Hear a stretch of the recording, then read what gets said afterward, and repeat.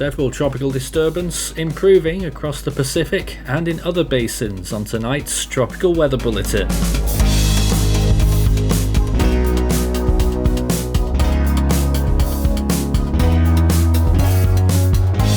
And now the latest around the wide world of tropics. Tropical Weather Bulletin for November 12th. Well, we still have no storms to our name for today, but there are several areas of interest that are continuing to look fairly impressive, most notably one or two in the Pacific Ocean, and an area of interest that could be arriving in the Bay of Bengal coming up later in the week. In the Atlantic, we're still watching that 30% chance of development in the southern Caribbean, although signals have become a little bit more hazy and uncertain, so it's not looking fully likely that we're going to get a tropical cyclone out of that system, but we're still watching it closely. In the eastern Pacific, it looks like we're pretty much done now. It's an empty basin, no areas of interest to track, and of course we are very, very late in the season now for this basin, and nothing expected. In the western Pacific though, we've got a 50% chance now for this area of interest moving through more towards western Micronesia now, and a 30% behind it for a system that will be developing shortly.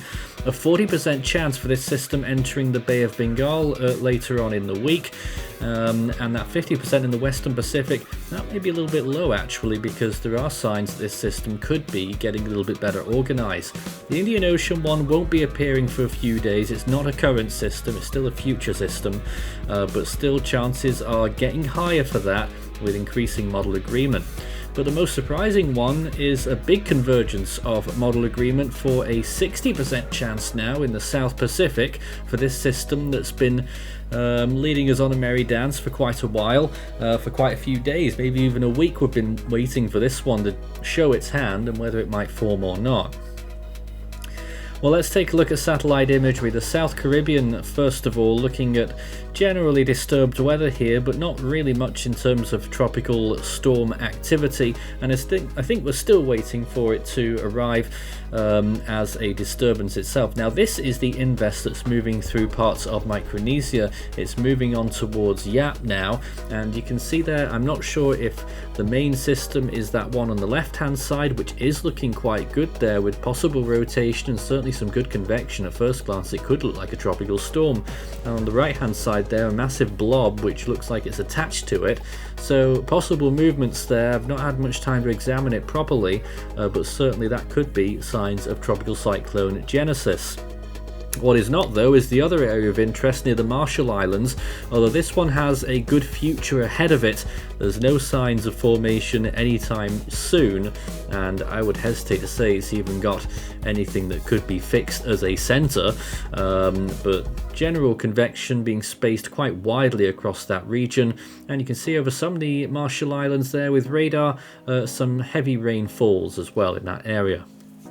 Now, this is the South Pacific system. You can see the southerliest of the Solomon Islands. I didn't know what to say there, but a little bit of convection blowing up. Looks like it's quite heavily sheared. Possible centre, but I would be unsure about that one at the moment, but very high amounts of convection to its north and northeast on that imagery. Well, sea surface temperatures are still very good over parts of the eastern Pacific, even in this very late stage of the season off the coast of Mexico, where Otis struck last month.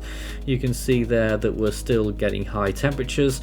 In the Atlantic, you can see how it's looking here. Caribbean looking very warm still, the hottest spot there being near Nicaragua and also near Haiti, pushing close to 30 degrees, places that we've been thinking about for quite a while for this potential storm that's forming in the Caribbean in the next few days.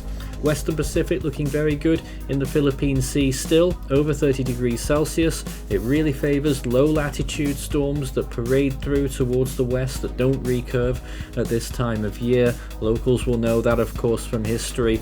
The western coast of the Philippines as well, very warm there. North Indian Ocean, Bay of Bengal, well, look at that. It's the very place that invest is going to be tracking over in the next few days. It is the hottest part of the basin, with temperatures in in exceedance of 30 degrees Celsius. Southwest Indian Ocean warming up as well. Large parts of the west coast of Madagascar are now up to scratch, and Mauritius as well. Off Australia, temperatures are warming there too, most notably along the east coast, extending down now as far as Cairns, 26 degrees Celsius, and around Fiji, those temperatures warming up nicely as well, and over Vanuatu, one or two spots there reaching 28. In terms of anomalies, it's the South China Sea that's very much above average, maybe 3 degrees plus above. Western Pacific as a whole, 1 to 2 degrees above average. Bay of Bengal looking okay as well, slightly above, especially at the lower latitudes, and the El Nino effect in the Eastern Pacific is very prominent indeed. In the Atlantic, it's the Caribbean that's still looking quite good, up to 3 degrees above average where that system could be forming, so it's not looking great there. Oceanic heat content is also still very good south of Jamaica and Haiti, so we're really on watch for that potential system. It will have a very large amount of energy for it. In the Eastern Pacific, it's about to give up the ghost with the last of its oceanic heat potential, and the Western Pacific is waning a little bit as well, but there's still quite a bit to be found there in the tropical zone. So let's take a look at the GFS then for the next 5 days. Well, this Atlantic system, it's been delaying quite a bit. Eventually it does form. I'm not sure it's within the 5-day period, so that means we still have a very large amount of uncertainty upon us, and eventually you start to see the development of something there. But curiously, on the GFS model, it now splits it into two different systems that both end up struggling quite a bit, one of them moving further north and one of them staying further south. I don't feel that is valid at the moment.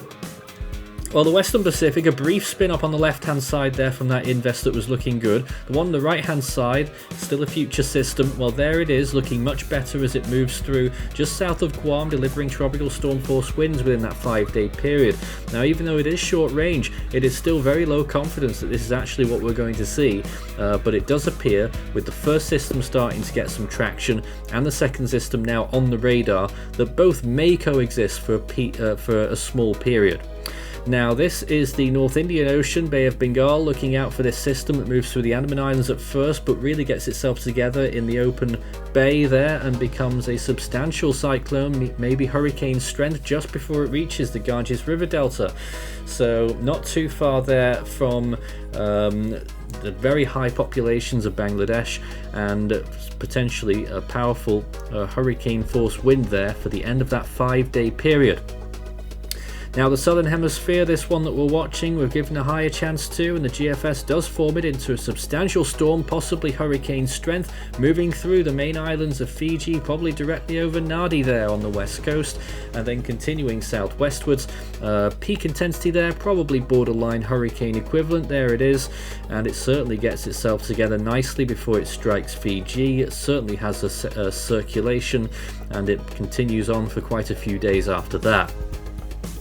We could have looked at any one of those locations for rainfall expectations, but the worst is the Atlantic system, where we're still expecting some very high rainfall loads in some of these areas, and possibly later on down the line it could spell a major issue for Haiti. Look at the rainfall expectations there now, but first of all, Nicaragua and Honduras, we could still see 20 inches of rainfall. That's the most immediate threat, 500 millimeters. For parts of Jamaica, maybe up to 14 inches, 350 millimeters. But looking along the southern tip of Haiti there, potentially up to 32 inches, and that would be 800 millimeters, and given Haiti's track record, that could spell disaster. Still a little way out there, that's mainly on day 7, but that is getting to be a more tangible possibility. Into the moderate range then, we're looking at the Atlantic again, and you can see what happens. It's a big mess of 1, 2, maybe even 3 storms trying to form, and whether any of them actually achieve it is a big question mark.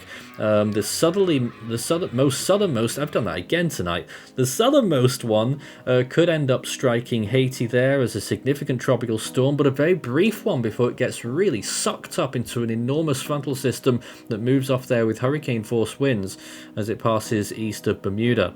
In the Western Pacific, of course, this second system, 96W, takes precedence eventually, sooner or later, and becomes a substantial typhoon, which we're still on guard for next week, or late this weekend into early next week, for possible typhoon conditions reaching the Philippines. Well, there it is up to day 10. And it gets mighty close before it strikes, but doesn't actually do so by the end of that 10-day run. But those wind speeds do get quite ferocious, getting up to Category 3, maybe even Category 4 in that time. The Bay of Bengal, well, there's that landfall. It does weaken just as it makes landfall over the Ganges River Delta and Bola Island and moving inland northeastwards. Well, behind it, there's another one that actually forms there on that GFS model run. Not so sure about that one, and it tries to plunge itself towards the coast of Myanmar as another substantial storm, both of them reaching borderline hurricane status, and obviously could cause issues in their respective areas. Of course, Myanmar has already been hit by one or two storms, including Cyclone Mocha this year. Scan the barcode and that will take you to the Force 13 merch store, where you can take a look at all of our products as well as our full season and individual storm animations on request. And I'm still waiting for Hone t-shirt. Might have to do a Christmas version because it's going to be that time of year shortly. In the Scilly range then, watching both of these storms, well, there's a Philippine landfall in the province of Isabela, or maybe Aurora, as a substantial typhoon, maybe Category 2 or 3, and it survives for a little bit longer over the South China Sea as a typhoon before weakening and taking a typical track of a decaying storm towards the southwest at this time of year, eventually limps towards central Vietnam as barely anything a remnant low. That other system makes landfall quite quickly in Myanmar as a strong tropical storm and continues inland very quickly, dies off and becomes untraceable. Southern Hemisphere, a potential second system on the cards from the GFS model, forecasts another borderline hurricane equivalent there over open waters in the Coral Sea and eventually tries to get itself towards New Caledonia, but ultimately fails. So that's potentially another system there on what if that actually came to fruition as well as this second system. Well, that could be a bit of a fast start for the South Pacific this season. You can talk about all of that and more on our Discord server, discord.gg/force13 for tropical weather and general weather chat with thousands of members from all around the world. Well, on this day, it was the Bola cyclone of 1970, widely regarded as one of the most deadliest storms in worldwide history. There are contenders that may knock it off that spot, by the way, but that's a discussion for another time. This in itself was a historic storm, locally, nationally, internationally, and caused major upheaval in that region of Bangladesh where it made landfall. Of course, around 300,000 people were killed by this storm, which caused a major humanitarian crisis during the late months of 1970. Well, I've just done on this day. The next storm in the Atlantic is Vince, if we get it. In the Eastern Pacific, the next name is Ramon, and in the Central Pacific, of course, we are indeed still waiting for Hone. 75 storms so far this year. In the Western Pacific, the next name is Jelawat, and in the North Indian Ocean, it is still Midhili. We're code blue for 3 of those systems that we've mentioned tonight, so we're certainly on watch for potential impacts, and we may do further video updates on these systems as they form. Next name in the Australian region is Jasper. Southwest Indian Ocean starts with Alvaro, and the South Pacific's next name is Mal. That's all from tonight's Tropical Weather Bulletin. We'll be back on Monday night.